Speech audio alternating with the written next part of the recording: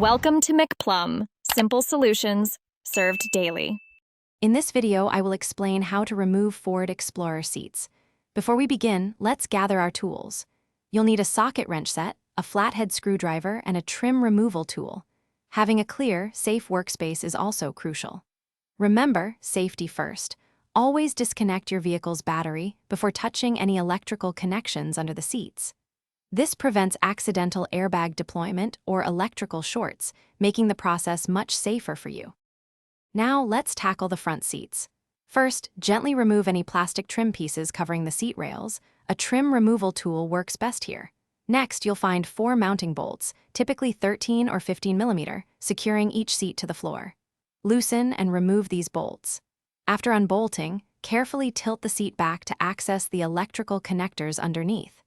Disconnect all wiring harnesses, then carefully lift the seat out of the vehicle, being mindful of its weight. Moving on to the second row seats, the process is quite similar.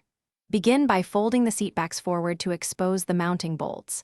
Depending on your Explorer model, there might be 4 to 6 bolts securing the seat assembly to the floor. Use your socket wrench to remove these. Check for any electrical connectors underneath, especially if your seats have power adjustments or heating, and disconnect them. With all fasteners removed, carefully lift the entire second row seat assembly out of the vehicle. Finally, for the third row seats, start by folding them flat to reveal the mounting points. You'll typically find several bolts, often 4 to 6, securing the seat frame to the vehicle's floor. Use your socket wrench to carefully remove each of these bolts.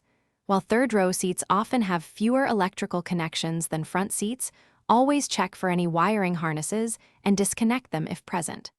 Once unbolted and disconnected, carefully lift the third row seat assembly out of your Explorer.